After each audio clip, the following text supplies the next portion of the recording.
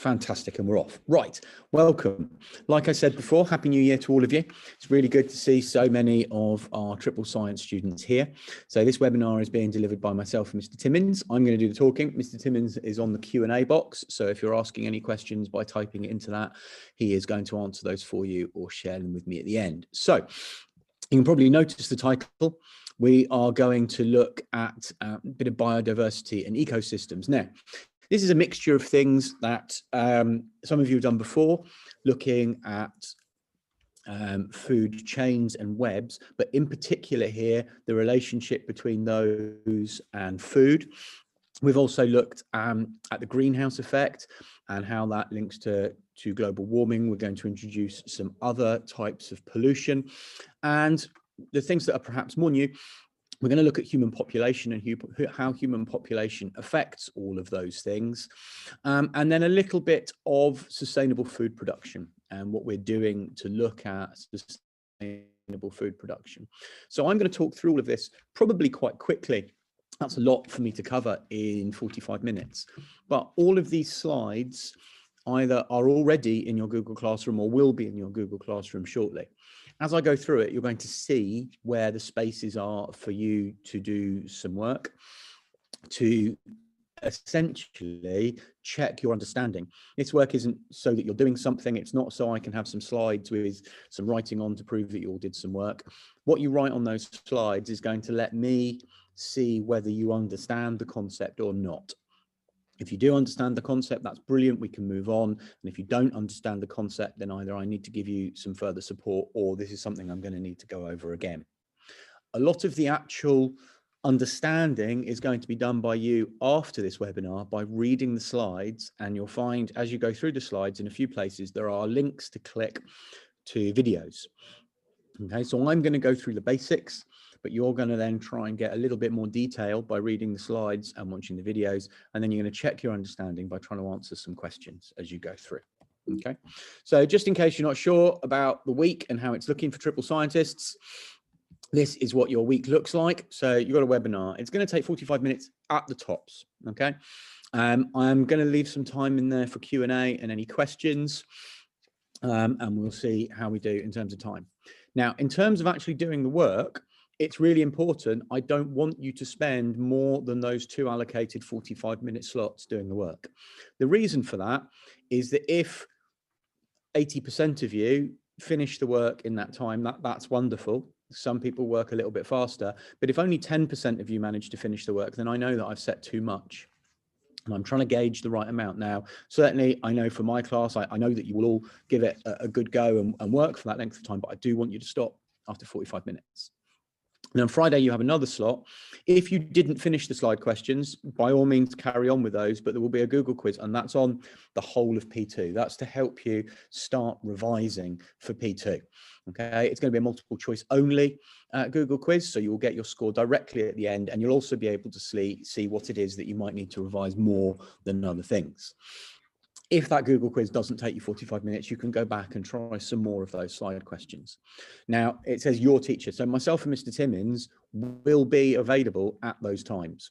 So if you've got a question at 12:30 to 1:15 on Thursday, I will be sitting here. This is Mr. Timmins' lab. I'll be sitting here with my classroom open and my email open, and I will answer questions that you've got about that work.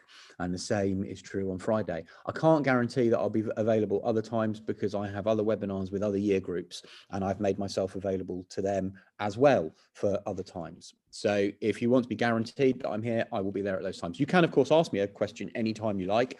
I might not answer it until those times. Right, so really quickly, just need to remind ourselves of a few key words. So biodiversity. Biodiversity is the range of different species in a particular area. So if you have an area of high biodiversity, like that meadow there are lots of different species in that one area. And we can see that because there are a large number of different wildflowers there. That would also mean that there are a large number of different insects and therefore a large number of birds as well. Biodiversity is an advantage because areas of high biodiversity are less prone to damage by changes in climate, pestilence and disease, which means the area is protected and the ecosystem is protected, which leads us directly into the next idea, ecosystem. So an ecosystem is all of the organisms and their habitat in a particular area. So here we have an ecosystem, which is a pond. We have an ecosystem, which is a wood. So we have a particular area and all of the organisms in it, which relate to each other.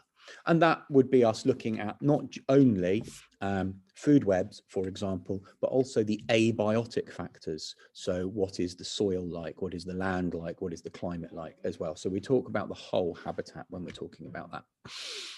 So as you go through, there are some questions to try and remind you of some things. So we've got population and waste. So before you start doing this thing about population and waste, have a little think about what you think causes pollution.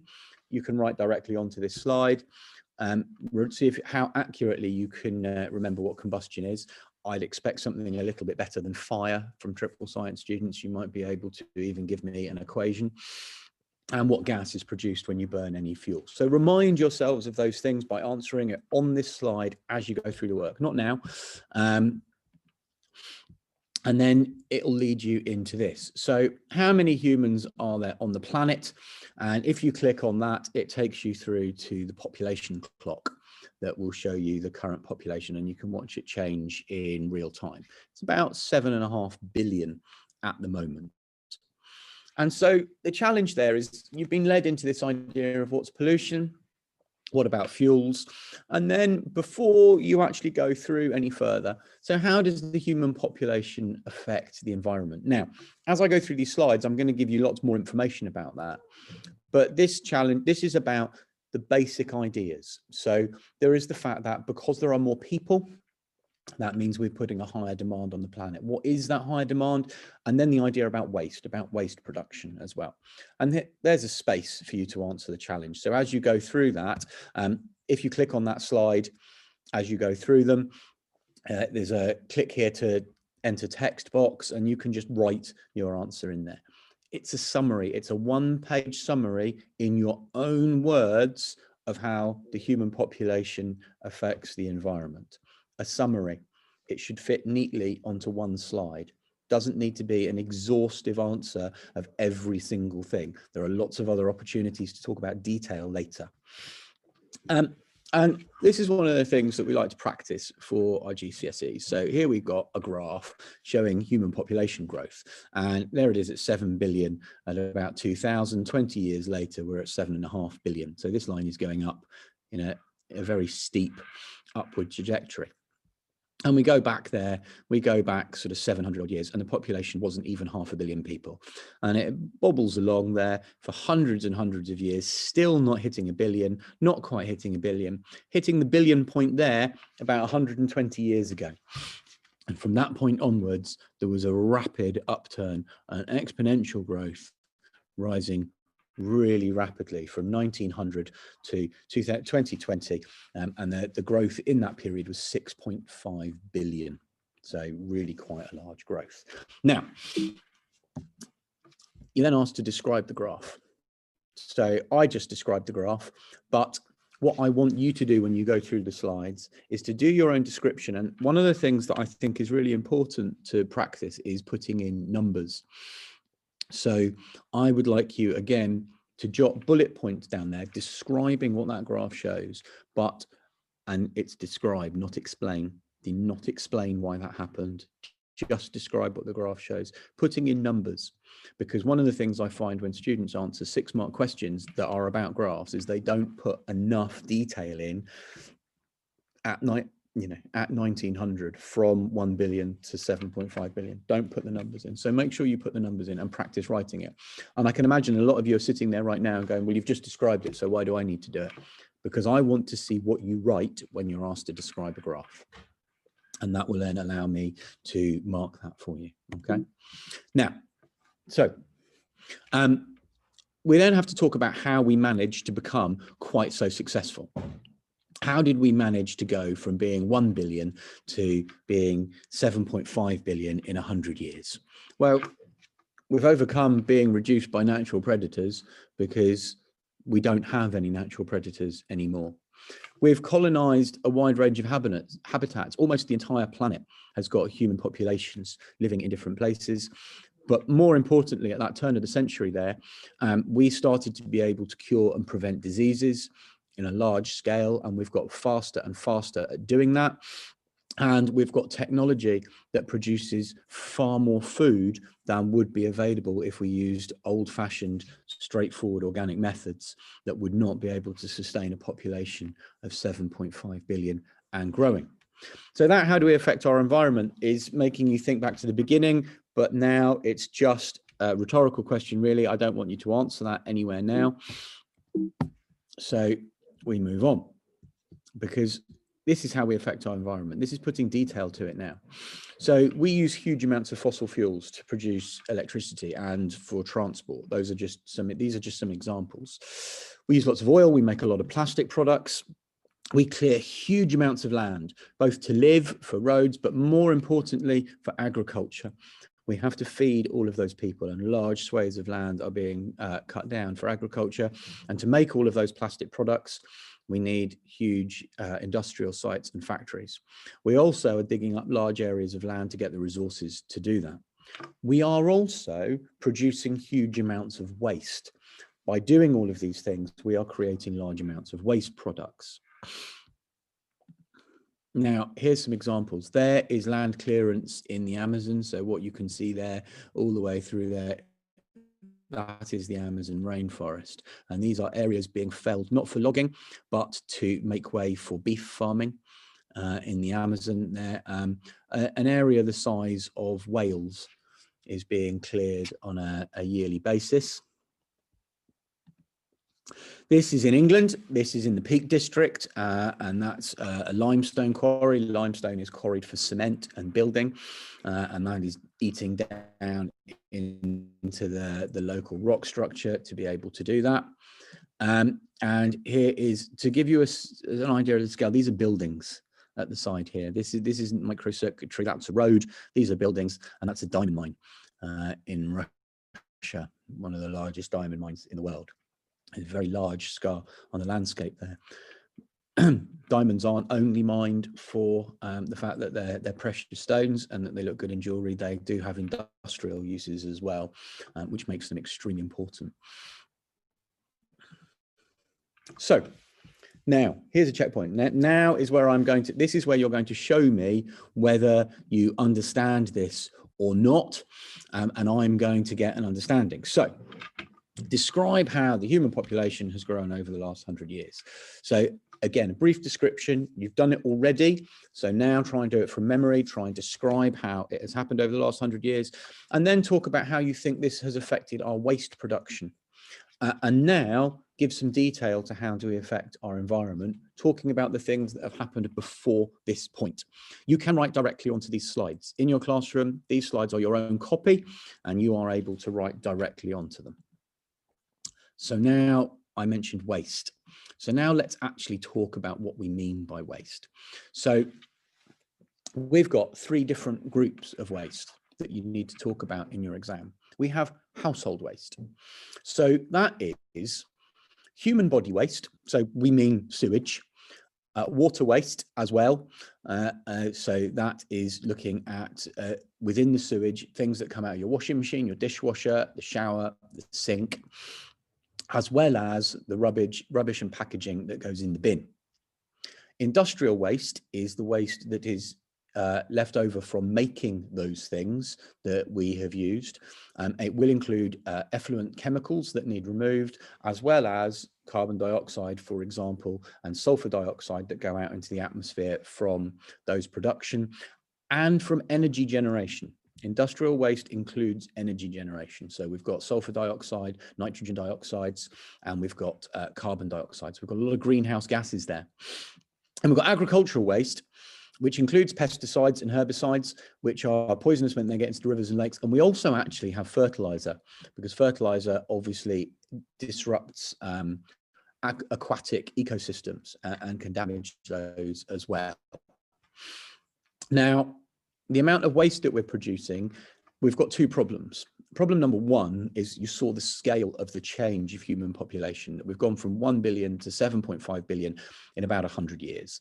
That has dramatically changed the amount of waste that we're producing and that we're putting out into the planet, into the wider ecosystem. But there's also a lifestyle issue. We are choosing to live in houses that are very well heated. And it's very cold outside today. It's very warm inside. So we're using a lot of energy to do that. We're probably all doing it on devices that require large amounts of minerals. We've got lithium-ion batteries. We've got cobalt within the computers, the phones that we're using. And quite possibly, many of you will have used something today that had a single-use packet on it, perhaps a single-use food packet that went in the bin. On top of that, our lifestyle allows us to eat food that's out of season. So perhaps today you've eaten some fruit and vegetables that it wouldn't be possible to grow in the United Kingdom in at this time of year, which means it's come either via freight or an aeroplane to get here today. And all of those things are adding to this waste. So let's have a look at what that looks like. That is a giant landfill site.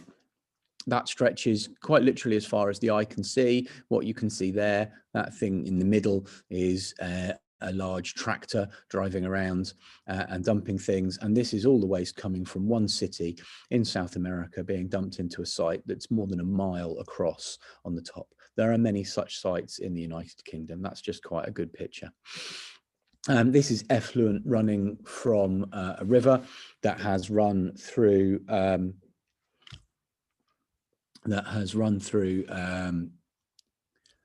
an industrial area and picked up industrial effluent.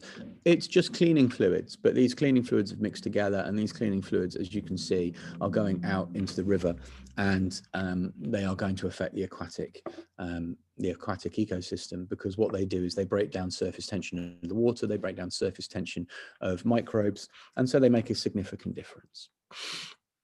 So is it all doom and gloom? Well, no, not completely, because if you look here, this is about UK household waste. And this, despite the fact that the population of the UK has increased quite significantly from 2004 to 2020, if we look at these 8 years here, that we're looking at 25,000 tons of household waste down to 22,000 tons of household waste. So the amount of waste that we're producing as a whole in the country is going down. And the amount of waste that is being recycled is going up quite significantly as well. From, there we've got nearly 6,000 tons to nearly 10,000 tons. So it's almost doubled in that period. And you can see it's 22% to 43%. Now, that change is good, because if we've got a growing population and the mass is going down, we have started a trend that we need to keep going. And it's very likely to be your generation that makes the biggest difference. So I'm just going to remind you of a couple of other things. So we've got rising levels of carbon dioxide. So we're talking clearly about global warming here. People often ask me, why is the line zigzagged? That's actually seasonal variation. The amount of carbon dioxide in the air changes depending on the greenest parts of the world being in and out of summer, and the amount of carbon dioxide that's held in the air in different temperatures. So that zigzag is summer, winter, going a lot. And there you can see that just very steadily rising from the 1960s there up until just before the present day. Now, you probably know a little bit more about global warming. So now we're talking about pollution problems. We're talking about, these are the pollutants. Carbon dioxide is a pollutant. It is a chemical that we do not wish to be in the atmosphere in the quantities that it is. We want it to stay there. It's very important, but we're changing the quantities. Got methane from animals and rice growing. Acid rain, sulfur dioxide comes from burning fossil fuels. It's an impurity in fossil fuels. Nitrogen oxides come from the high temperatures in diesel engines. And then we've got holes in the ozone layer. Now, CFCs have pretty much been banned everywhere in the world. This is one of the things that proves the difference that can be made by mass changes. So CFCs, when I was in year 10, were very commonly found in packaging. They made styrofoam packaging, and they were usually found in deodorants and fridges and freezers. And there was a large hole in the ozone layer appearing above the North Pole. Since they were banned in almost every country in the world, that hole has in fact closed. So we can reverse some of the damage that we've done. So you know about all of these things and where they come from. You know what acid rain is. Everyone I've spoken to is able to tell me what acid rain is. So sulfur dioxide is released when fossil fuels are burned because there's a sulfur impurity. It creates It then dissolves in water, forming weak sulfuric acid, and it falls on rivers and lakes, making them acidic. It damages trees, it damages limestone buildings. Nitrogen oxides released in high temperature engines, so jet engines and diesel engines, can also cause acid rain. They're not the main cause. I would almost be inclined to just delete that line there. It's worth knowing, but really we're talking about sulfur dioxide. That is the main cause of acid rain. Nitrogen oxides really are more about lung disease and about causing asthma and other things. So we could talk about that a little bit later. So that is an example of a forest that has been decimated in Scandinavia by acid rain that is in fact coming north from the rest of Europe. Rather than their own production. That's a lake that is dead after large amounts of acid rain. Someone very dramatically has put some industrial smoke in the background just to make the point, but it does kill entire ecosystems. And quite often you see on old statues, you see the features have disappeared. And that's because the limestone is being worn away by the acid rain, which just gives us an idea of quite how damaging that acid rain can be. So, explain the cause and effects. This is the kind of question you're going to get in your exam. Explain the cause and the effects. Okay. So it's quite simple. So when you've gone through this, you've read it, rather than flicking back, just pop on the next one and see if you can answer those questions. So this time, what I'd be asking you to do with these summary questions is not go back. Having read the slides, can I give each of these a reasonable answer that allows Mr. Lamb and Mr. Timmins to look at it and go, yep, they've got that, they understand. And now we're talking again, what human activities affect our environment. See if you can add to your previous list. Is there something else that you can be talking about now that talks about what you've added before? Now, you can think outside the block. I'm talking too fast.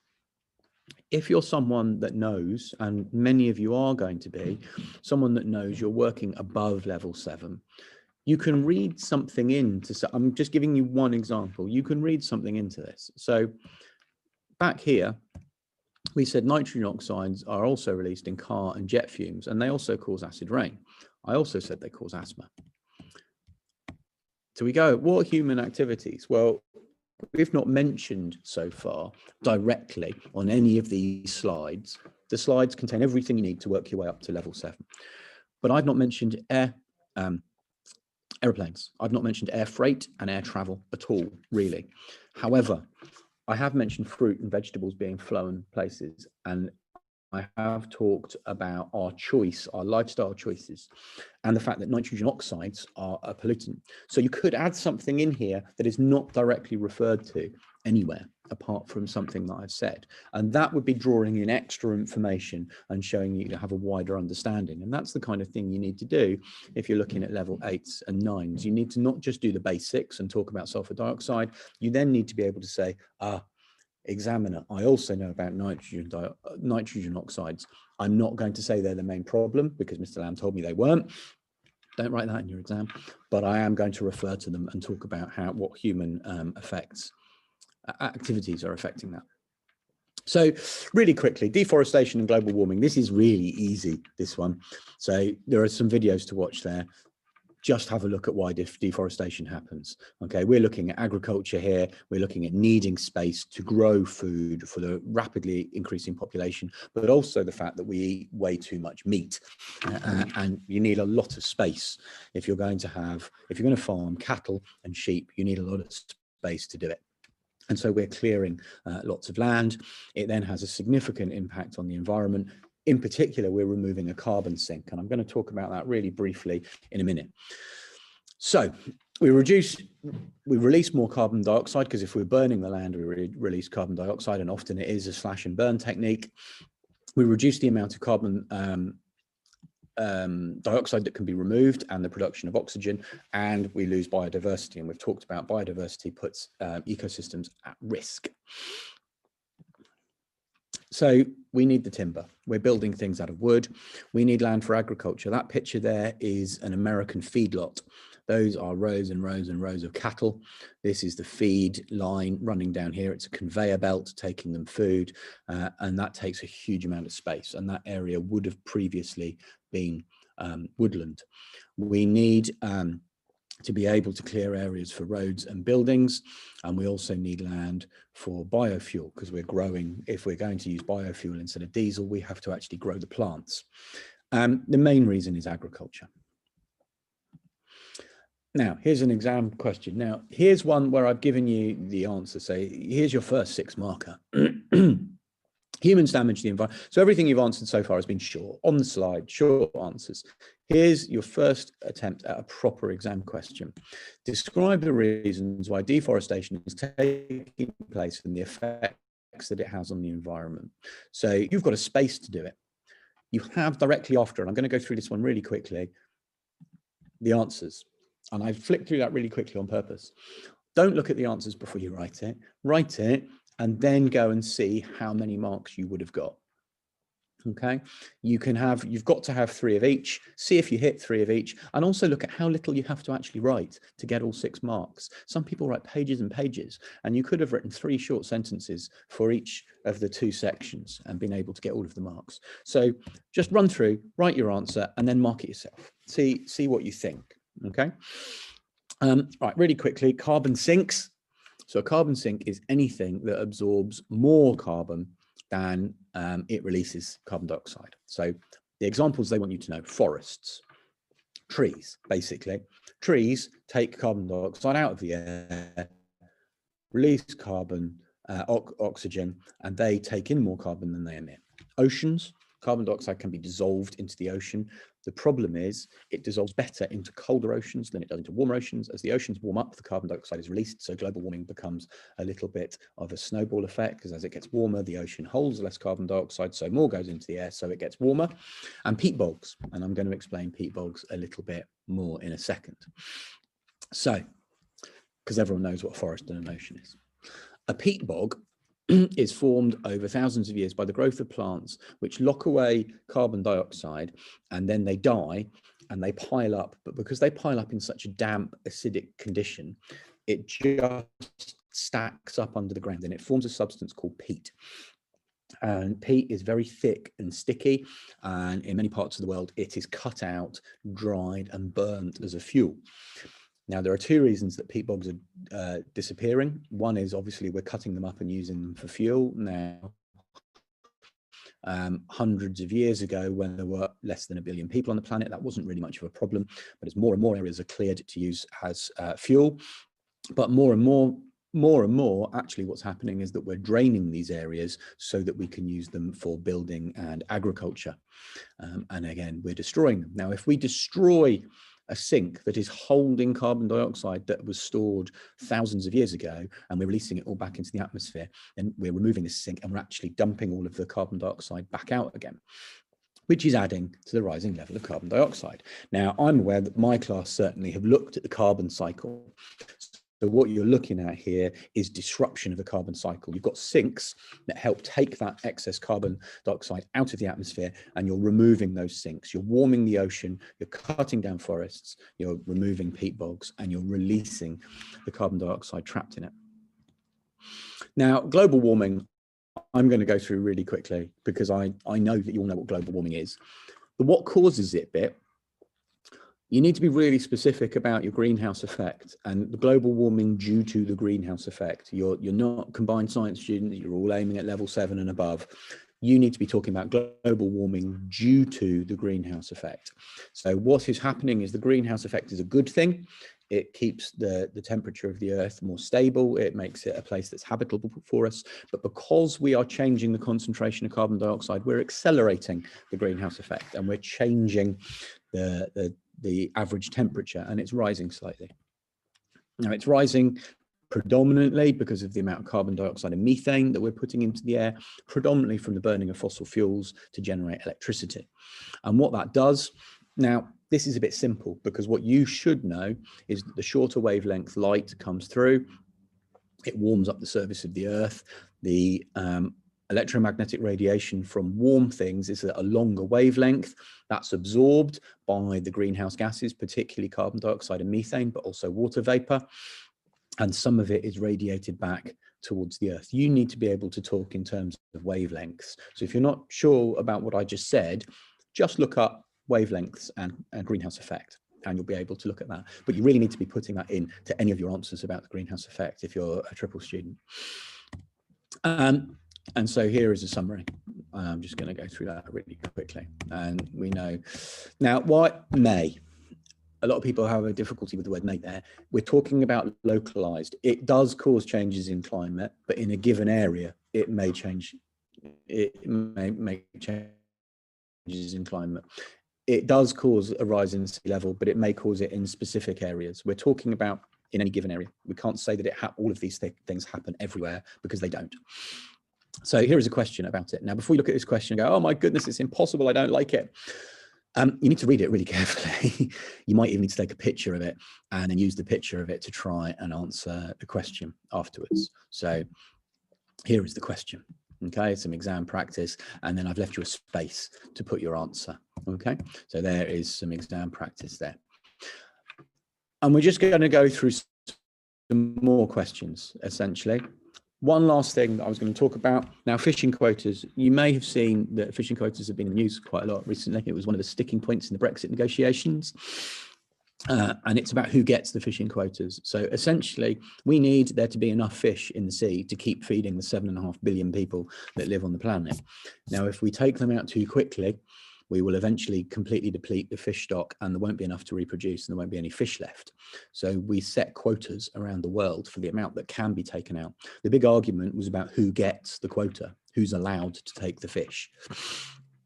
But the point of it being there is it is part of our sustainable development.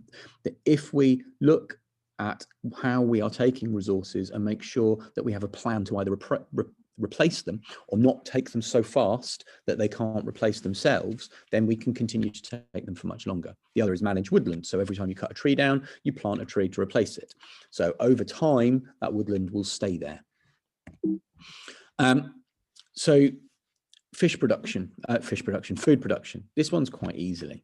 Okay, so why are we increasing our food production? There are more people. Diets in developed companies mean that scarce food is transported around the world. That means that we eat things that are hard to get hold of.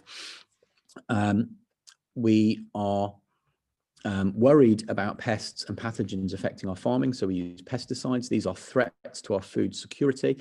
Environmental changes, so if we have different weather, different climate, and conflicts in some part of the world threaten people's food security. So when you see the words in an exam, food security, what they mean by that is a population having enough to eat. If the birth rate suddenly changes and a country isn't able to keep up with that level of food production, that threatens food security.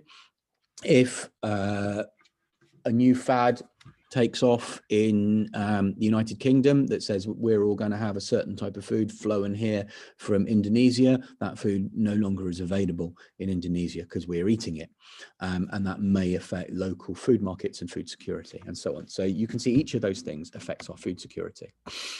We've talked before about the desperately inefficient way of growing plants, feeding the plants to animals, and then eating the plants, because that loses food at each level of that food chain. And I know my class have looked at that and looked at why that happens. The animals move around, they stay warm, they reproduce, they excrete, and we're wasting energy.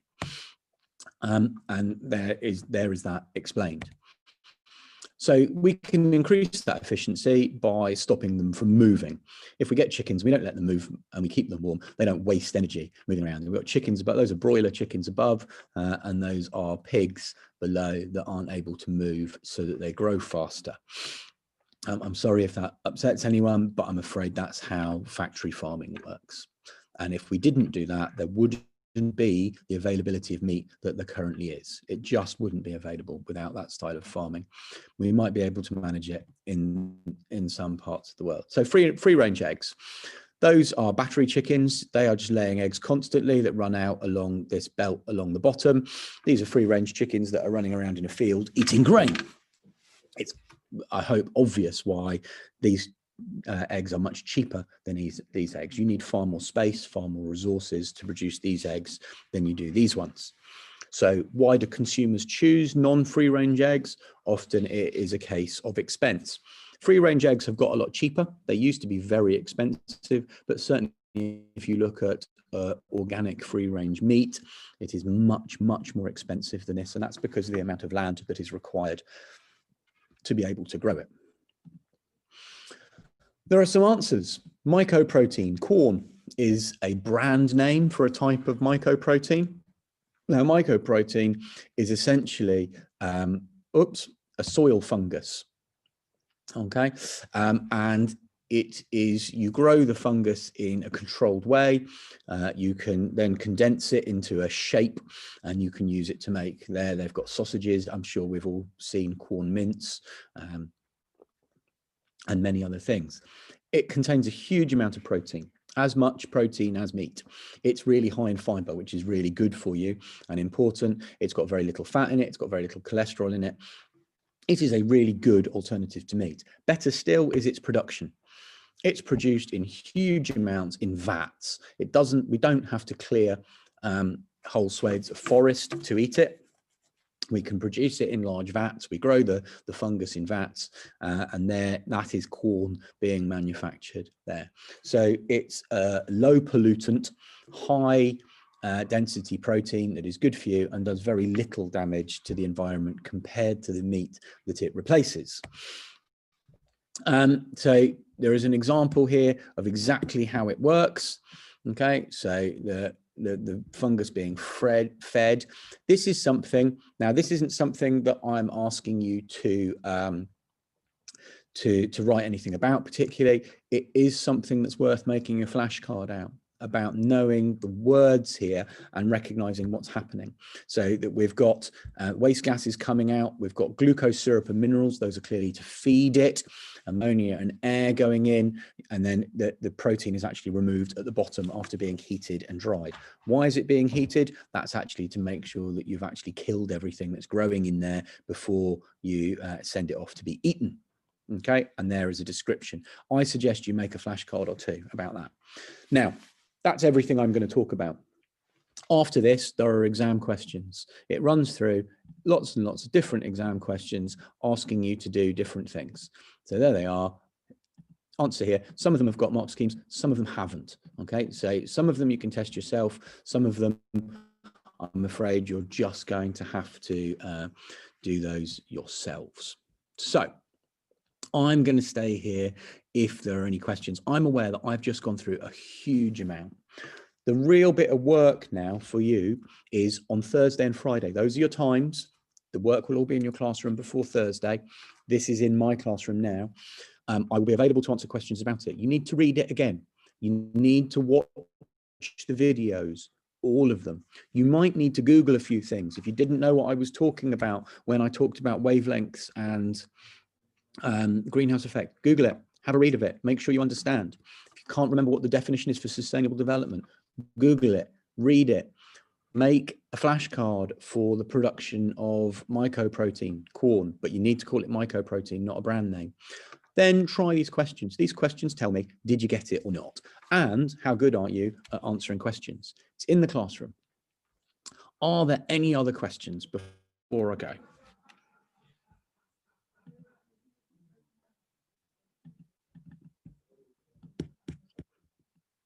I'm taking that as a no. No questions have appeared. Well, then, thank you all very much for coming.